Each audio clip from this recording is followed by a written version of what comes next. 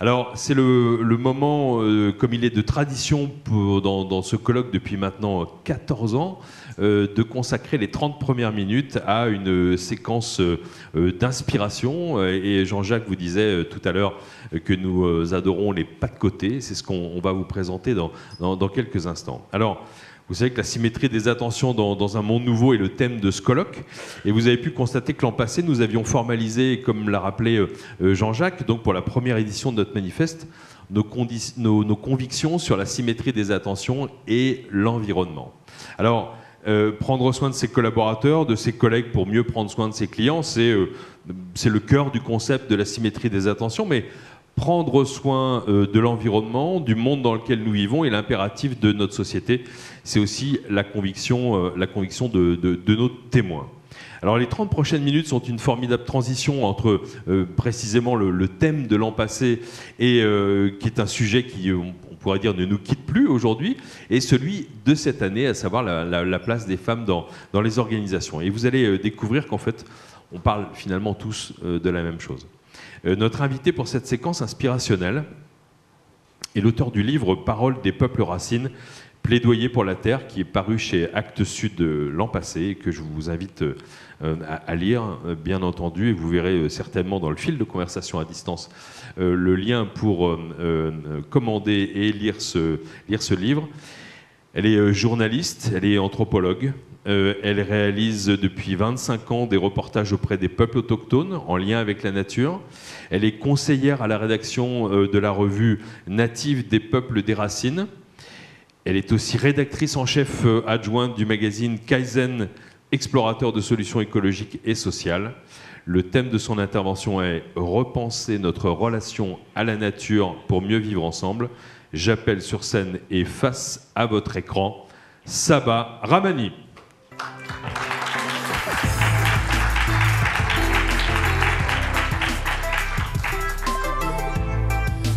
Bienvenue Saba, le temps d'utiliser le gel hydroalcoolique, de déposer son masque usagé, de prendre un micro. Je vais vous débarrasser de votre badge si vous voulez. Oui.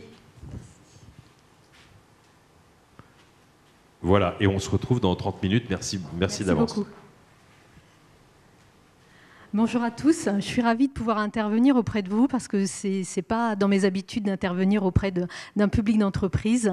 Et ça fait longtemps que j'avais envie de pouvoir échanger avec votre milieu. Bon, je fais partie aussi des entreprises, j'ai travaillé dans des entreprises, mais plus journalistiques, sociales et environnementales. Et j'ai envie aujourd'hui, ce matin, de vous envoyer en voyage, de vous inviter à voyager avec moi. Pourquoi ? Parce qu'à partir de cette expérience personnelle que j'ai eue au cours de ma vie, j'ai découvert d'autres visions du monde, d'autres rapports à la nature et une autre manière d'être moi-même et en relation avec les autres. Alors ça a commencé quand j'étais petite, parce que je suis d'origine marocaine, arabo-berbère du Maroc. Et mes parents nous envoyaient, je suis née en France, et nous envoyaient ou partaient avec nous toujours en vacances chez nos grands-parents. C'était très simple, très sobre. Il y avait dans la montagne un petit peu d'agriculture, et il n'y avait ni eau ni électricité. Alors, quand on est petit, on est innocent. Et on est enfant, et cette sobriété, cette simplicité, on n'a pas conscience des valeurs matérielles. Et moi, ce qui m'avait toujours touchée pendant ces vacances d'été, c'était cette relation à la nature qui était différente de celle que je vivais en France. Et quand on est enfant, enfin, quand on est aussi d'une double culture, on a l'impression que le monde, parfois, n'est pas le même. Alors, dans la construction identitaire, à un moment donné, on se pose des questions, surtout à l'adolescence, et puis on se dit, mais pourquoi c'est différent ici? Pourquoi c'est différent ailleurs? Qu'est-ce qui se passe? On n'est pas schizophrène. Pourquoi? Et je me suis rendu compte que c'était le regard et le rapport à la nature qui était central. Et j'ai un souvenir, une petite anecdote, quand j'avais 7-8 ans, mon oncle qui était agriculteur et qui cultivait la terre de mes ancêtres, et il me dit, tiens, je te donne une tomate, je mange la tomate, et là, c'est tout simple, mais je goûte cette tomate, c'était comme une Madeleine de Proust, et je sens que j'ai un plaisir et une joie que je n'avais jamais eu en goûtant une simple tomate. Comme dirait ma mère, bah, c'est pas du bio, c'est du normal.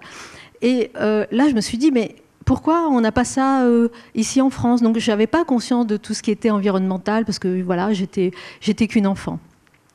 Et au fur et à mesure de ma scolarité, parce que je suis vraiment une fille de la République, hein, que j'étais à l'école laïque, et ça pour moi c'est très important, mais en même temps il me manquait quelque chose.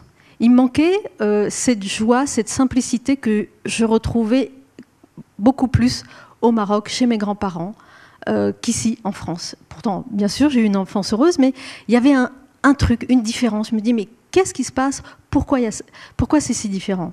Donc je me suis dit, bon, peut-être que je vais faire des études scientifiques, je vais mieux comprendre le rapport à la nature. J'ai fait des études de biologie, j'ai fait une prépa, ce qu'on appelle maths sub biologie, parce que je voulais travailler dans la nature, être ingénieure forestière et faire l'école de la gestion des eaux et des forêts. Et puis quand je suis arrivée à Paris, parce que j'ai grandi dans une petite ville de province, dans un quartier populaire, je suis arrivée à Paris et là il y a eu un décalage énorme pour moi au niveau culturel, social, environnemental, et c'était une claque. Et en fait, la science qui pour moi était au service de la vie, parce que j'étais passionnée de biologie, là j'ai trouvé une science dure, froide, pas incarnée, pas humaine. Et mes enseignants, en fait, commençaient à me dégoûter de cette matière du vivant. Et je me dis, mais pourquoi ? Alors que cette quête que j'avais de ma jeunesse, je me suis dit, il y a un décalage. Parce que je me suis rendu compte que je voulais mettre de la conscience dans la science. Rabelais disait très bien, science sans conscience n'est que ruine de l'âme. Et je voulais aussi mettre du corps et du cœur à la matière. Parce que la biologie, c'est du vivant, c'est pas juste une bouteille, une table, une chaise. Ça circule, il y a une énergie qui circule. Et c'est cette vitalité qui me manquait, et cette vitalité qui met en joie. Parce que c'était ça aussi que j'avais découvert. Plus on était vivant, plus on était joyeux et plus on était armé face aux difficultés de la vie. Et à partir de là, j'ai eu une prise de conscience, j'avais 20 ans, et j'ai découvert ce qu'on appelle la sociologie et l'anthropologie, l'étude des autres cultures. J'ai été écouter une conférence à l'université en auditrice libre, et là je me suis dit, waouh, c'est ça que je veux faire. Donc j'ai eu un déclic, et à partir de là, j'ai fait des études d'anthropologie, je suis allée sur le terrain. Mon premier terrain, c'était à 21 ans, j'ai pris un petit sac à dos, je suis partie 2 mois. L'été, j'avais travaillé en tant qu'étudiante dans une grande entreprise, en tant que caissière, et puis je m'étais financée, je me dis, allez, il faut que j'aille rencontrer cette altérité qui m'appelle. Et peut-être, j'étais aussi un peu consciente que cette altérité, c'était aussi me rencontrer. Parce que comme disait Rimbaud, je est un autre, et je dirais aussi, l'autre est aussi un jeu. J-E. Hein. Mais, et quand je me suis retrouvée sur un terrain d'anthropologie au Pérou, sur le lac Titicaca, qui est le plus grand lac navigable au monde, j'étais hébergée chez l'habitant. Et là, il y avait un vieux couple, des agriculteurs très simples, très humbles. Et on a mangé, on a rigolé. Je parlais un petit peu espagnol, mais eux parlaient pas trop espagnol. Ils parlaient l'aymara. C'était la langue locale. Et je me suis dit, pourquoi je retrouve là aussi ce souvenir d'enfance, de cette joie qui est innommable, cette étincelle. Je me disais, mais c'est incroyable, j'ai l'impression d'être chez mes grands-parents. Et là, je me suis dit, mais pourtant, ils n'ont pas du tout la même culture, ils n'ont pas du tout la même histoire, ils n'ont pas du tout le même environnement. Mais qu'est-ce qui fait que ce trésor que j'avais vécu quand j'étais petite, quand j'allais en vacances, je le retrouvais là aussi. Et pourtant, c'était des gens simples, humbles. Ils avaient cette simplicité heureuse. On a rigolé, on ne comprenait pas tout ce qu'on se disait, mais on riait, et on mangeait vraiment dans une joie qui est innommable, parce que je n'arrive pas à lui donner... je pense qu'on l'a tous vécu à un moment donné dans notre vie, et quand on l'a touché une fois, plusieurs fois, on a toujours envie de la cultiver. Donc à partir de ce moment-là, je me suis spécialisée dans la relation homme-nature, parce que je me suis rendu compte que l'environnement jouait aussi sur l'humeur. Et dans ce travail anthropologique que je fais depuis 25 ans, je me suis rendu compte que cette relation entre l'homme et la nature était aussi un miroir de qui on était, est-ce qu'on était bien dans notre corps. Parce que la première matière naturelle, c'est notre corps, et on l'oublie. Parce que c'est vrai qu'à l'école, enfin en tout cas moi dans mon parcours, on valorisait énormément, on le valorise encore, le mental, l'intellectuel, la science, donc la matière. Donc c'est très bien et ça a énormément d'avantages, et la science et la technologie ont fait des progrès immenses qui sont utiles à l'humanité. Et Mais ça a ses limites. Ce n'est qu'une facette de notre être. Et comment, justement, renouer avec cette conscience, je me suis dit, tiens, cette nature est un moment clé, est une relation clé, parce qu'on est des êtres naturels. Comme j'avais rencontré une femme maori, elle me disait, mais notre ADN, c'est la nature, la biologie, c'est la nature, tout est nature, nous sommes nature. Pourquoi en Occident, on nous sépare trop de cette nature, matière, âme, corps, esprit, alors que non, ce sont différentes facettes de notre être. Et à partir de là, donc, c'est vrai que cette sensibilité au corps, je m'en étais rendu compte dans l'éducation que j'avais eue, les antennes. Le corps, c'est une antenne. Plus on est à l'aise dans son corps, plus on est sensible à ce qui se passe dans l'environnement et plus on est à l'aise avec les autres. Parce qu'on est ouvert, tout simplement, on est plus à l'écoute et que il ne faut pas oublier qu'on est des êtres sociaux et qu'il y a des choses dans la communication qui passent, et ça vous le savez tous évidemment, par autre chose que le langage. Il y a le regard, mais aussi, moi je dirais, je suis quelqu'un de très tactile et très sensible. Quand je suis par exemple dans la nature et qu'il y a du vent, quand je vais en randonnée ou quand je me pose tranquillement auprès d'un lac ou dans une forêt où je touche l'écorce d'un arbre, ben là, je me dis, je suis différente. Je me sens différente, je me sens plus légère, je me sens reboostée.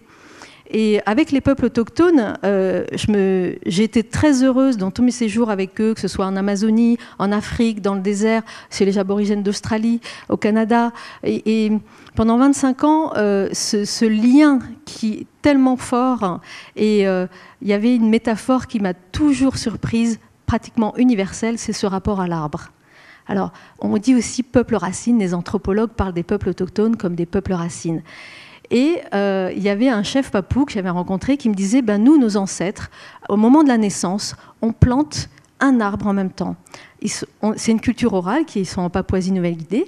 Et l'idée, c'était de mettre, une fois qu'on a planté cet arbre, au moment de la naissance, c'est de faire la comparaison entre la croissance de cet arbre et la croissance de l'enfant et de la personne. Parce qu'il disait, une fois que l'enfant marche, qu'il comprend, les parents l'amènent vers cet arbre et disent, voilà, c'est l'arbre de ta naissance.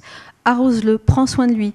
Il sera à l'image de qui tu es. Plus tu prendras soin de cet arbre, qui est ton frère, plus tu prendras soin de toi, et comment tu en auras pris soin, ce sera le reflet aussi de qui tu es. Donc j'ai trouvé cette métaphore très intéressante. Et ses ancêtres disaient, tant qu'il y aura des arbres, il y aura des hommes. Et l'année dernière, j'ai interviewé un paléoanthropologue qui travaille donc sur au-delà de la préhistoire. Il me disait, mais en fait, l'homme ne descend pas du singe, l'homme descend de l'arbre. Parce qu'au fur et à mesure, nos ancêtres vivaient dans les arbres et on est descendu. Et j'ai trouvé cette métaphore intéressante.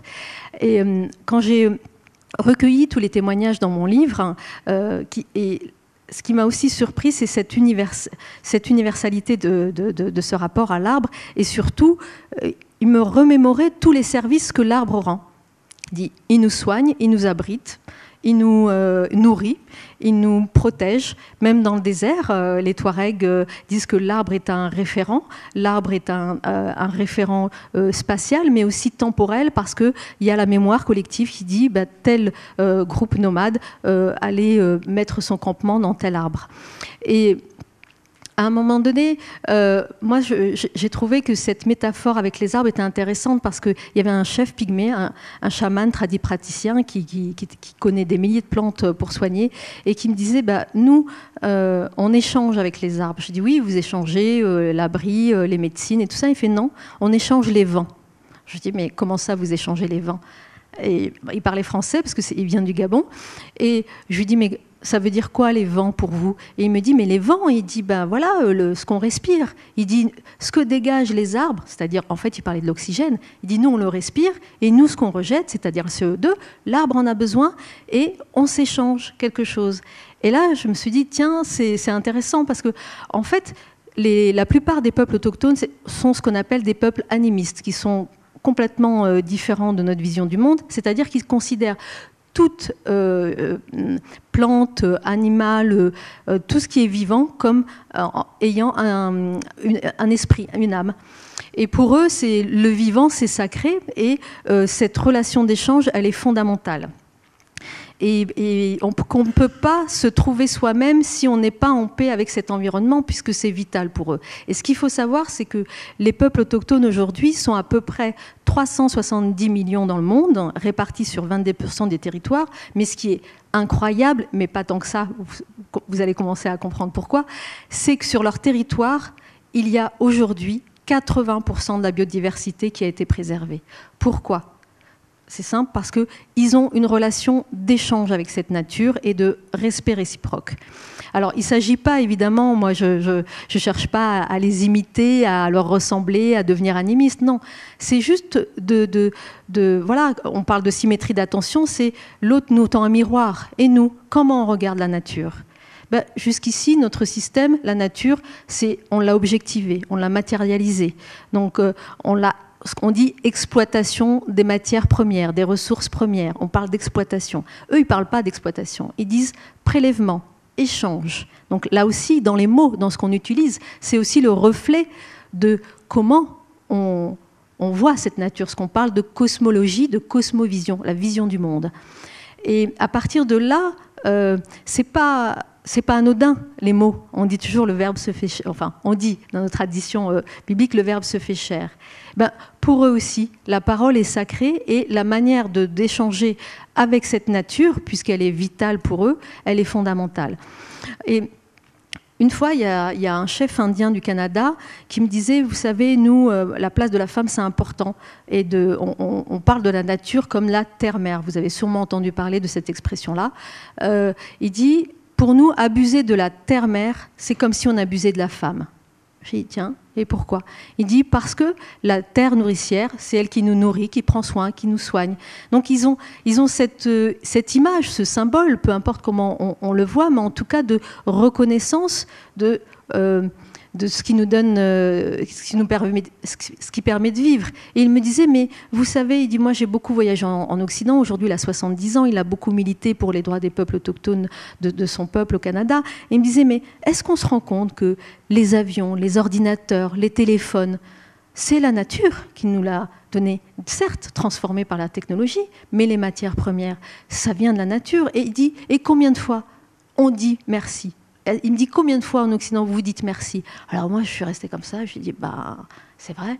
Moi, je ne dis pas merci, enfin en tout cas, je dis merci aux humains, mais cette forme de gratitude et de reconnaissance. Et il me disait, mais ça, pour nous, c'est la base pour préserver nos ressources. Il dit, c'est pour ça qu'on a su, depuis des millénaires, préserver notre environnement, parce qu'on pense aussi à cette gratitude, mais aussi aux générations futures. Et je lui disais, mais alors, du coup, est-ce que c'est possible de concilier modernité et tradition ? Il me dit, bah, tout dépend comment on continue cette modernité. Est-ce que la modernité, c'est continuer à exploiter, à détruire et à épuiser ? Ou est-ce que, comme dirait un autre chef du Mapuche, cette fois du Chili, il me dit, pour moi, la vraie modernité, c'est de trouver l'équilibre entre l'être humain et son environnement et la nature. Et je trouvais ça intéressant de se poser la question et de voir, nous, qu'est-ce qu'on fait ? On est en pleine transition et quels sont les choix qu'on veut faire ? Parce que le changement, c'est pas demain, c'est maintenant, on commence à le voir. Et c'est pour ça que cette attention qu'ils ont vis-à-vis de la nature, et moi j'ai beaucoup aimé, évidemment, en tant que femme, cette métaphore de terre-mère, terre nourricière, et abuser de la nature, de la terre-mère, c'est aussi abuser de la femme. Et parce qu'il dit, mais nous, on fait participer les femmes plus en cercle. Et c'est vrai que dans des sociétés matrilinéaires, hein, tous les peuples autochtones n'ont pas cette vision-là de la femme. Parfois, c'est plus dominant et c'est plus violent aussi par rapport aux femmes. Hein. Il ne s'agit pas de les idéaliser et d'avoir une vision rousseauiste de leur culture. Mais dans certaines traditions, c'est vraiment intéressant où elles sont garantes de cette transmission, elles sont garantes de la perpétuation de leur culture et de leur peuple. Et il me dit, mais voilà, en fait, nous, on se met en cercle et les femmes vont participer avec nous pour prendre les grandes décisions de quelle orientation on veut donner à notre culture, au changement. Et on se pose. Et donc, elles ont vraiment une place très importante. Alors, moi, ce que je trouve intéressant, c'est que par rapport aux sociétés patriarcales, hein, dans nos traditions, où on est beaucoup plus vertical, ça, c'est plus en cercle. Donc, qu'est-ce que ça veut dire ? Le cercle, c'est être tout le monde au même niveau, et discuter les uns avec les autres. Alors que la verticalité, il y a plus un rapport de domination. Mais en même temps, chaque système, chaque représentation a ses avantages et ses limites. Parce qu'on dit, bon, dans la verticalité, il faut un leader, voilà, pourquoi pas. Et dans le cercle, il faut tout le monde à égalité, mais qui va diriger? Alors, moi, j'ai une métaphore, c'est celle de la spirale. C'est-à-dire que cette spirale, c'est à la fois l'alliance, la réconciliation entre cet axe féminin, le cercle, et cet axe qu'on dit masculin, la verticalité. Et dans la spirale, eh bien, finalement, il y a le cercle, il y a le cycle, mais il y a aussi la ligne. Donc on peut avancer, on n'est pas figé ni enfermé dans un système. Et là, peut-être que ça peut donner des clés d'avancer, de comprendre comment on peut avoir cet échange et je dirais cette réconciliation entre hommes et femmes, cette réconciliation entre l'homme et la nature, tout simplement parce que moi je suis convaincue que c'est une réconciliation avec nous-mêmes, avec notre propre nature. Et que tant qu'on n'est pas réconcilié avec nous-mêmes, on ne peut pas être en relation apaisée, joyeuse et créative avec les autres et avec cette nature qu'on maltraite à l'image de la maltraitance qu'on peut faire subir à certaines catégories de la population. Donc après, moi, ce qui m'a énormément chagrinée aussi, parce que là, je vous parle du côté positif et vital, mais malheureusement, j'ai été aussi témoin de choses dramatiques qui se passent sur les territoires de ces peuples autochtones, puisque comme ils ont aussi su préserver beaucoup leur environnement, il y a beaucoup de richesses naturelles, des diamants, de l'or, du bois, voilà, tout ça vous le savez. Et quand le chef d'aîné au Canada me dit « mais vous savez, les sables bitumineux, ils sont peut-être à 250 km au sud de notre territoire ancestral, mais en fait… » Les eaux sont polluées et nous, on est des chasseurs, pêcheurs, cueilleurs et les poissons sont contaminés et les taux de cancer, et ça a été vérifié, sont 3 fois plus élevés dans leur territoire que par rapport à tout le reste du Canada. Voilà, donc ça c'est une anecdote mais dramatique, mais il y en a plein d'autres. Malheureusement, moi j'ai été témoin aussi dans le désert, dans Touareg au Niger, l'exploitation de l'uranium, où là, ça a pollué, c'est des radiations lentes. Il y a des ONG qui ont fait des mesures scientifiques pour se rendre compte qu'effectivement, l'environnement et aussi les personnes, les populations environnantes ont des taux de cancer qui sont dramatiques et évidemment un taux de mortalité qui est plus élevé que la moyenne. Donc, bon, après au Congo, vous savez aussi toutes ces guerres civiles. Au Brésil, l'actualité est malheureusement dramatique aussi par rapport à l'exploitation forestière et les populations qui sont repoussées, les populations autochtones, par les grands fermiers. Et une fois à la télé, je voyais un reportage et il y avait un maire d'une ville qui disait, voilà, qui survolait le Mato Grosso do Sul, qui est une zone de la Mata Atlântica au sud de l'Amazonie. Il disait, regardez, il était tout fier. Et il y avait toute une partie où il y avait une forêt très dense avec l'Amazonie et de l'autre, des grands champs de soja. Et il disait, la journaliste lui disait, mais il y avait quoi avant? Il dit, mais vous voyez, avant, il n'y avait rien. Parce que il dit, il n'y avait rien et maintenant, j'ai fait ça.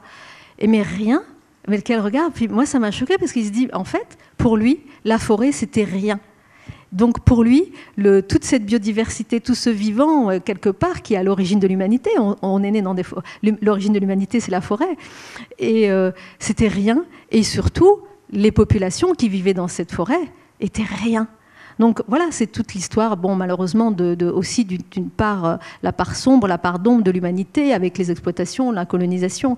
Mais aujourd'hui, même si officiellement ça n'existe plus, ils nous disent, mais nous, on ne veut pas, ça nous concerne, on ne veut pas forcément de tout ce que le système occidental nous propose, de la consommation. Bien sûr, il y a des choses, notamment sur la santé, sur l'éducation, ils ont des téléphones portables, ils ont certains ordinateurs, il dit, ça pour la communication et pour le bien-être de l'humanité, on n'a pas de problème. Ce chef pygmée qui me disait, moi, il dit, j'ai envie d'être tradi moderne. Je trouve cette expression très intéressante. Il a tout de suite, voilà, vu la troisième voie. Et en fait, de leur imposer ce choix-là sur leur territoire, malheureusement, il y a aussi au Brésil des assassinats de leaders autochtones qui qui nous disent, mais qui nous lancent l'alerte. Et moi, comme je suis témoin de ce qu'ils vivent, ils me disent, mais alerte aussi les citoyens européens de ce qui se passe. Parce que, en fait, on n'est pas juste un peuple exotique avec qui chantons, qui dansons, avec des plumes, joyeux. Il dit, on est aussi des êtres humains et on est les gardiens de cette biodiversité. Parce que si nous, on disparaît, vous disparaîtrez vous aussi. Et ils nous mettent en alerte. Et moi, c'est vrai qu'avec ces rencontres très fortes, je ne vois pas comment ne pas être la messagère de ce message-là, parce qu'ils ont envie de discuter avec nous, ils ont envie d'échanger avec nous, et surtout, ils ne sont pas dans la rancœur. Moi, ce que j'aime beaucoup et ce que j'admire chez certains leaders autochtones, c'est que malgré toute la difficulté de ce qu'ils ont vécu depuis des siècles, pour certains, je veux dire 90% des populations autochtones en Amérique du Sud ont disparu en quelques siècles. Ils ne sont pas dans la rancœur. Ils sont vraiment dans cette volonté d'échange, de créer un pont, de créer un dialogue avec nous, parce que ce n'est pas de l'exotisme. Les matières premières de nos modes de consommation et de notre économie, la plupart viennent de leur territoire. Et là, ça nous renvoie à nous-mêmes. Je pense que si à côté de chez nous, il y avait ces problèmes-là qui concernent notre famille, nos enfants, nos parents, on serait tous choqués. Mais comme c'est lointain, on n'est pas forcément au courant, et puis ça nous choque moins parce que c'est pas à côté de nous. Mais une fois, moi ça fait 25 ans que je vais sur ces territoires, on reste pas indemne de ce témoignage. Parce que c'est très touchant, on peut se dire mais c'est quoi l'humanisme, c'est quoi l'écologie, c'est quoi la vie, quel modèle on a envie de défendre, c'est quoi le futur de l'humanité. Moi j'ai des enfants, il y a un documentaire qui s'appelle quelle planète laisserons-nous à nos enfants? Je dirais, mais quels enfants laisserons-nous à la planète aussi? Qui on est et quelle transmission, quel choix on fait? Alors, c'est vrai qu'aujourd'hui, avec la crise de la pandémie du Covid, ça nous interpelle, ça nous interroge. Ce n'est pas juste de l'écologie idéaliste, utopiste. Avec le braconnage en Chine du pangolin, voilà où on en arrive, avec la surexploitation des ressources, avec cette inconscience, je dirais, parce que c'est vraiment un manque de conscience de ce qu'est le vivant et de qui on est. On est en train à un moment donné, des fois je me dis, mais est-ce que l'humanité n'est pas en train de vouloir se suicider? Alors moi je suis éternellement une optimiste parce que je crois profondément à la vie et je me dis, mais on lâche pas comme ça les difficultés, on peut les surmonter. Je pense que l'être humain est très créatif et il a des ressources. Mais à partir de là, donc, le Covid nous montre le confinement. Mais le premier confinement, c'est pas le confinement chez soi. Moi, je suis persuadée que le premier confinement, il est dans notre tête et dans notre cœur. Parce que pour avoir cette inconscience de maltraiter quelque part la matière première, la vie qui nous a donné la vie, enfin, c'est là la schizophrénie, c'est là le confinement, c'est là l'inconscience. Et si on met juste un pas de côté, qu'on a un regard différent, il ne s'agit pas de devenir animiste, c'est juste de remettre de la conscience dans son esprit, dans son corps et dans son cœur, et de se dire quel sens ça a ce que je fais aujourd'hui chez moi, dans le quotidien. Ben voilà, donc tout le monde à Kaizen Magazine, au début on disait la politique des petits pas, voilà, avec tout ce qui est do it yourself, ce qu'on peut faire dans son quotidien. Mais ça ne suffit pas, on a besoin de passer un autre cap. Donc quel sens ça a ma vie et qu'est-ce que je veux faire? Savoir-être et savoir-faire. Et je pense qu'à partir de là, on peut rentrer en relation peut-être plus juste avec les autres et avec soi-même. Parce que si on est en décalage entre ce qu'on pense, ce qu'on ressent, ce qu'on dit et ce qu'on fait, inévitablement, ça peut donner des dépressions individuelles ou collectives. Et je pense qu'aujourd'hui, notre société, qu'on le veuille ou non, elle est en transition. Et ce changement de paradigme, il se fera avec ou sans nous. Mais alors, c'est soit on choisit d'aller vers le chaos, soit on choisit de co-construire ensemble une autre manière de produire, une autre manière de consommer, une autre manière d'être, une autre manière de faire. Et ça, c'est pas de l'utopie parce que en tant que journaliste, moi j'ai été témoin aussi d'énormément d'initiatives et pas que à l'étranger. En France, on est très à l'affût dans notre magazine d'écouter les initiatives citoyennes, mais aussi associatives, entrepreneuriales, et ça existe. Et quand moi je vois tout ça, ça donne de l'espoir. Alors les grands médias, les masses médias, la télévision, que je ne citerai pas, n'en parlent pas beaucoup, peut-être un petit peu de plus en plus, mais de dire que c'est possible et que l'économie ne s'effondre pas. Il y a des modèles de transition, d'économie sociale et solidaire qui fonctionnent vraiment bien et qui sont vraiment intéressantes à développer. Et à ce niveau-là, moi, je trouve que c'est un défi. Soit on le voit, alors il y a des partisans écologistes de l'effondrement, ce qu'on appelle la collapsologie. Bon, moi, c'est pas trop mon truc, mais je dis oui, on ne peut pas être naïf et se fermer les yeux et de se dire qu'il ne va rien se passer. C'est faux, on le sait, les scientifiques le disent. Mais en même temps, à partir de là, une fois qu'on sait ça, qu'est-ce qu'on fait? Qu'est-ce qu'on décide de faire, chacun à son échelle, chacun qui peut apporter sa pierre à l'édifice et trouver sa place, trouver son action. Et à partir de là, je pense qu'on pourra mieux maîtriser ce changement, mieux accompagner pour être créatif. C'est comme dans une entreprise, je pense que voilà, on a tous des moments de crise, comme dans la vie, dans la famille, mais comment on réagit face à la crise? Est-ce qu'on réagit par la peur et la paralysie, ou est-ce qu'on réagit en allant de l'avant, en étant créatif et en dépassant ses peurs? Voilà. Merci. Merci. Merci beaucoup. Donc, merci Sabah Rahmani. Donc, je vous invite à lire son livre, donc Paroles des peuples racines, plaidoyer pour la terre.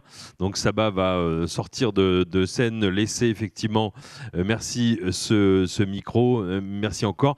Vous avez entendu ce bruit. Est-ce que vous voulez réentendre à nouveau ce bruit? Venez juste un instant avec moi. Ce bruit des applaudissements. Merci. Qui est un bruit qu'on n'entend pas beaucoup. Et même ce bruit des applaudissements qu'on n'entend pas beaucoup ces temps-ci. Et je voulais aussi en faire profiter toutes les personnes qui nous suivent à distance, qui sont 4 fois plus nombreuses que les personnes qui sont ici dans la salle. Donc merci encore pour ce témoignage.